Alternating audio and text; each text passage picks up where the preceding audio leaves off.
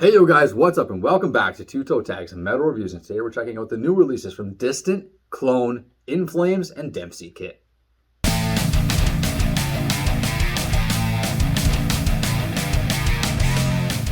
So, a lot of albums released today. We're actually not even covering all the albums that released today because there was a few that we kind of missed, but whatever, we'll get them out at a different date probably.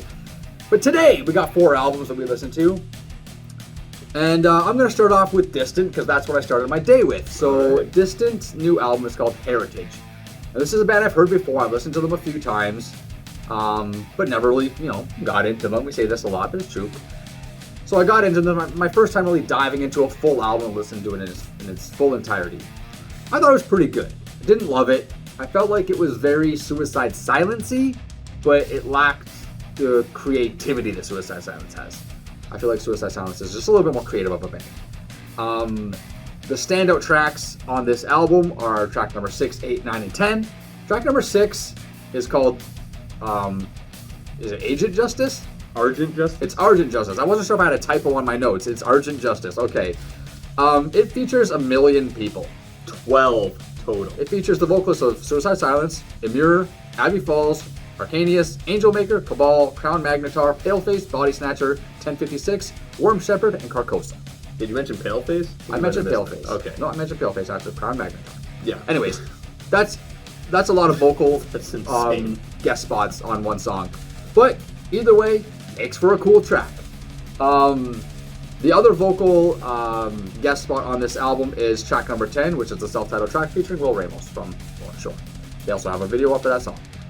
The other 2 songs I mentioned, track number 8, A Sentence to Suffer, and track number 9, Human Scum, both stood out to me for no particular reason. It's just when I'm listening to an album and I hear something, maybe it's a crunchy riff or, just a groovy section or whatever, I go, oh fuck, that's cool, so I write it in my notes. But the whole album is pretty tight as far as its, overall presentation goes.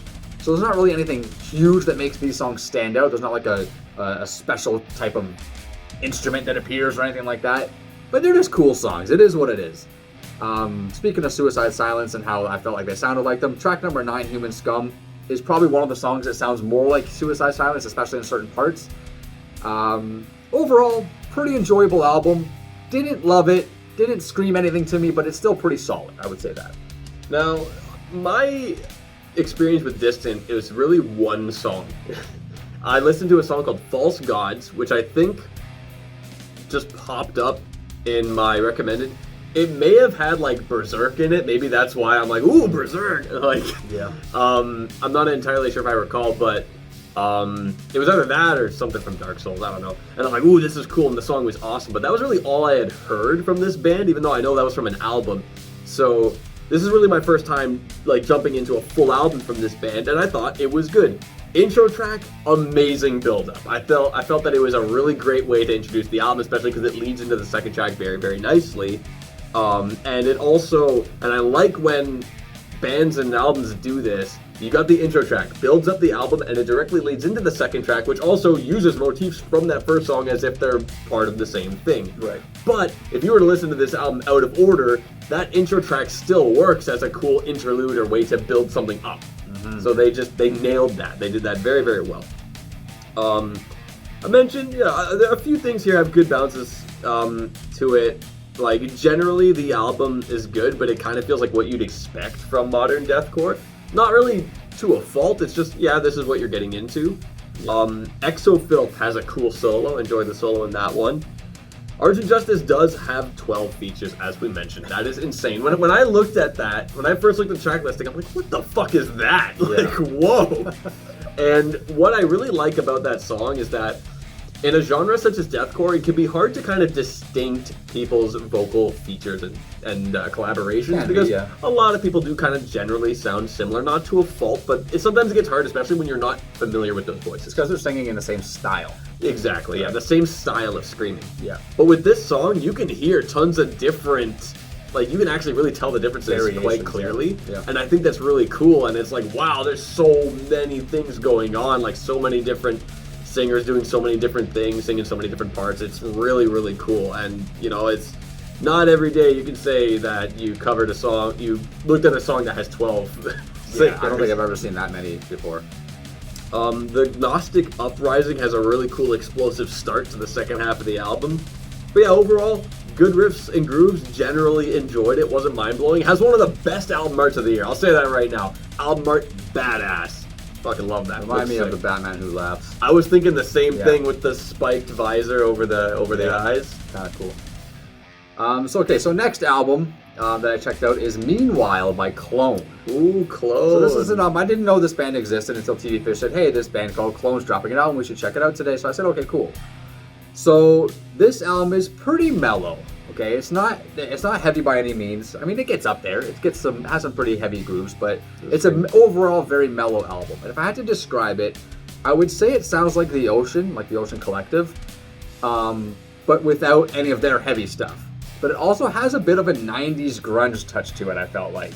I feel like the vocals, I might get a little... This might be a controversial thing to say, but I feel like the vocals sound like a more refined Kurt Cobain. You know what's funny? What's funny? I was thinking Chris Cornell. Okay, well, it's in the same vein. Same ballpark. Yeah, so the couple songs that stood out to me on this album were tracks number 9 and 10, which are the very end of the album. So Disobedience was the one where I really went, this guy's got a really good voice, and he kind of reminds me of Kurt. Like, but if Kurt was kind of if he went to vocal lessons or something like that and really refined his voice. Like, Kurt's a great singer. I'm not trying to knock Kurt, but if he refined his voice and really, matured it. Mm-hmm. And then the title track, the last track, is just kind of one of those songs that kind of just feels really good. It feels right. It feels like it's in the right spot. It gets heavy towards the end. There's a saxophone at the end, which is something, again, that happened. This seems to be happening a lot lately. We're finding saxophones all over the place in metal, which is a good thing, by the way. They're taking over, but I feel like it complements metal very well, so I feel like it's a good instrument to have in there, especially as a surprise. I didn't notice it. Maybe there was saxophone throughout the album, and I didn't catch it, but it was definitely there at the end of Meanwhile. So overall, I thought the album was good. It's definitely it's very mood orientated, and by that I mean, like, you kind of got to be in the right mood for it. I feel like if you're in the mood for something heavy, this is not going to work for you. But it's definitely a very, very chill vibe, and it's got some technicality to it, a little bit of Tool vibes even. Like, it was good. I enjoyed it. Yeah, the way I kind of see this album is like almost a hybrid of Tool and Gojira. And the reason I say Gojira is that they're very groove heavy, and so is Gojira. They're just a lot harder and more progressive. And they're French too. And they are also French. Now, you said you never heard this band until I checked them out. The way that I learned about this band is someone on Twitter said, hey, check out this band called Klone. And I'm like, okay, sure. They gave me an album. It's called Black Days. It's from 2010. Mm-hmm. And I thought it was pretty cool. There's a song on it. The last song is called Army of Me. Killer song. Love that song. Super duper awesome. I am glad that someone brought this band to me, because I think they're pretty cool. And so I found that they're releasing a new album. Like, oh, okay, cool, let's check that out. And I like this album quite a bit. I think there's a lot of songs that have a lot of really cool progression in terms of where they go. There's a song, I think, like, even the first track is an example of this. It just grows into something harder, heavier, and groovier as it goes along. Starts out soft and then just ramps up slowly. And I think that's really cool. And a lot of the songs, if not the entire album, does this. Mm-hmm. Like, I felt after tracks 5 and 6, I thought, okay, is it going to get softer? Because those are both two kind of soft songs. And then they kind of got even a little bit heavier and groovier after that. I thought that was pretty interesting and cool. Title track, great closer. Night and Day and Disobedience, both so groovy. Like, that's the only thing I can think about when I'm hearing those songs. Bystander's another example of a really nice build in a song. And I kind of feel similar. This is the kind of album, like, if you're in the mood to just kind of drift away into a really cool atmosphere, this is the album for you. Mm-hmm. It's really, really great for that. I love how juicy this drummer's fills are, but how selective they are as well. Like, I like that they're juicy and they come at really nice times, but it's nothing too extra. Yeah. And it's just very, very well executed playing. And I love that. Every time drummer would pull out something like, ooh, that was a nice one. And that would keep happening throughout the entire album. So really, really nice. Really, really nice album. Another small thing I kind of like. The transition from the first to the second track, seamless. I didn't even notice. I'm like, oh, okay, yeah. It's the second track. What happened there? Too. Yeah. So really, really just well crafted and put together album. I enjoyed it quite a bit. So next album, I think we're gonna save In Flames for last because that's probably what That most makes people are sense. watching this video for. So Dempsey Kit. This Now- album is called Heart. Who is Dempsey Kit? Okay, nobody freaking knows. Exactly. I discovered this band about a week ago, maybe 2 weeks. I have a horrible perception of time. A guy called Death Metal Dad on TikTok, whose channel I watch, introduced this album to me. And, it's kind of been slowly blowing up, kind of underground. The thing about it is, it's a huge mystery. Nobody knows where this band's from. They have no social media presence. It's just a complete mystery. They're not on YouTube. They're not anywhere except for their album on streaming platforms. Like, you Google them, all you get is like Encyclopedia Metalum, and even then, all it just says is just, here's the album. Yeah. No info on it, who it is, And where that they're was newly from. added too. Like that, they weren't Yeah. on there a week ago, and then all of a sudden they popped up on there. So And even so, this album did not even come out today. This came out in January. it's about a month old, but we're still considering it a new release. It's because still a new release. But there's something about this album that's special. I don't quite know what it is.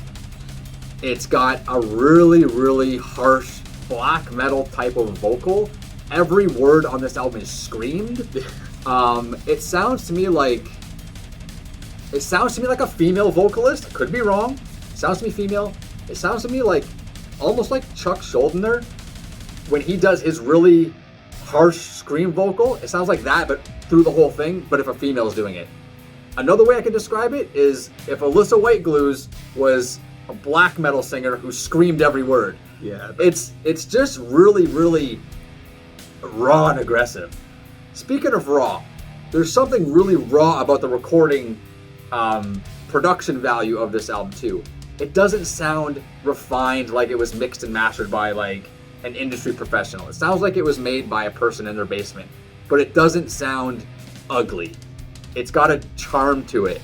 But there's some weird things like track number 5, for example, is called My Illness.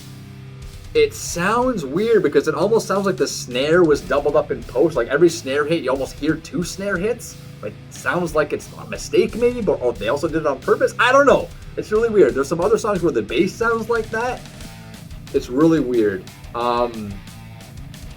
Track number 6 is called National Virus. It starts off with a 7-second scream. We've heard screams that are longer than 7 seconds that are impressive and cool, but the fact that this one sounds it makes my throat hurt just listening to it. It sounds so painful the way this person is screaming. Track number 9, another track that I thought was cool. It's called Similarly Afflicted People Pity Each Other.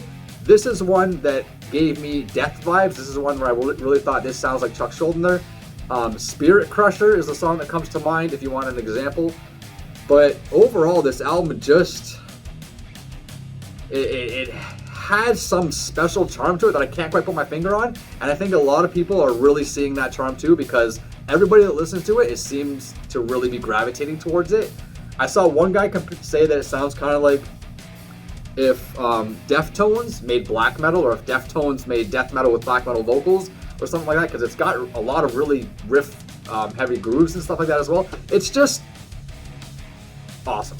It's really crazy just what is going on with this album, that it's latching onto people. It's come out of nowhere. Nobody knows who this is. Look at the album art. You wouldn't have even guessed this is a metal album at all. No clue. Like, Yeah. what the heck is that? Like, this low effort album art that doesn't really convey anything about metal. It's the last thing you would have assumed.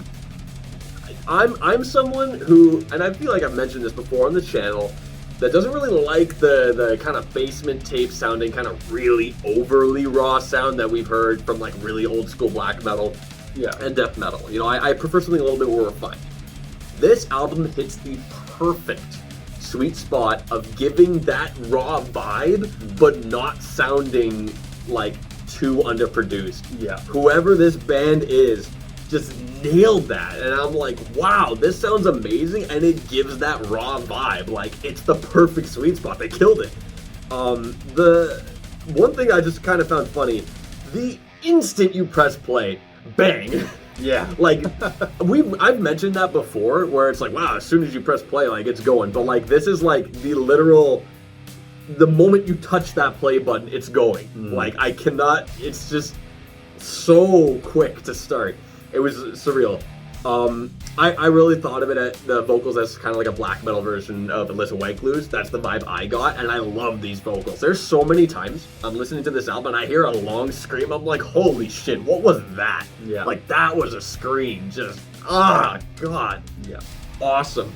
The riffs are great, and I really like how this also kind of sounds like black metal riffing, but mixed with kind of death metal riffing almost. Yeah. It's not like just like 7 minutes of a tremolo kind of old school black metal, but it's not like just this long blast beat of death metal. It's got some grooviness to it, but still kind of gives you the vibe of something old school. Like, this album is just the weirdest anomaly. Fusion. A great fusion. What the heck is this? This is like the most hidden of hidden gems. Yeah. You gotta dig all the way under the ocean floor and you find this, and it's like, whoa, you know? Like, Yeah. very, very cool album, and I'm glad that we're covering it on the channel, because no one else really has. If you look it up on YouTube, there's not much to find. We don't see anybody talking about it, really, except it, like, Death Metal Dad, I saw him talking about it, then in the comments a bunch of people are talking about it. Then you see one or two guys on Twitter or whatever talking about it, then a bunch of people in the comments are talking about it or asking about it. Yeah, we need Checked more on people. YouTube and there was nobody covering it, and we're like, okay, let's do this. Yeah, because it's solid. We need more people covering and talking about this album, because it's really something great. On to Foregone, In Flames. Foregone. So In Flames, this is a very hyped album. A lot of It people is. looking forward to this. In Flames is a big band. You know, been around for a long time. They're kind of like, you know, pioneers of the melodic death metal subgenre, and they're still doing it very well. Let's just get that out of the gate. This album's pretty damn good, but I didn't love the album on a first impression. I was hoping I would, but I didn't. I feel like it's got some strong points, and it's got points that I might have to learn to love, right? And the learn to love parts are the break songs, which there's two, and then there's one or two other songs that have break sections in them. So the break songs are number 4 and number 7. So Bleeding Out and Pure Light of Mine. Those are both softer, mellow, more, you know, lower tempoed songs. Not bad songs, but for me, an album should have 1, not 2, plus extras and other songs. It depends on the length of the album, think about it. This one's not that long. It's If it was 46 longer, minutes. it would make sense. It's to have average more. length, exactly. If this was maybe an hour or hour 15, something like that, then I can see maybe the necessity for another break song. But it all really depends on what this band is trying to convey in their sound, right? So that's what it ultimately boils down to, but as a listener, it's too much for me. The other songs I thought were pretty good still. The track that I thought was the best is Meet Your Maker, which is one of the singles. I think this is one of the best songs on the album, at least at this point, after first impression. Another song that I really liked was number 8, The Great Deceiver, because after Pure Light of Mind, which is slow, Great Deceiver brings it back up, brings the energy back into the table. It's got some thrashy punk beats in it, which is something that sounds different than the rest of the album, so that makes it stand out. Overall, good guitar playing on the album. The vocals are what you'd expect. Good soloing. There's, you know, basically what you would expect from In Flames. I'm curious to know what the classic old school In Flames fans think about this, because I'm not one of those guys. I never really got too into old In Flames. I listened to it all, but I didn't love it. I'm also trying to decide whether or not I like this more or less than I The Mask. I'd have to kind of maybe listen to them side by side and compare them.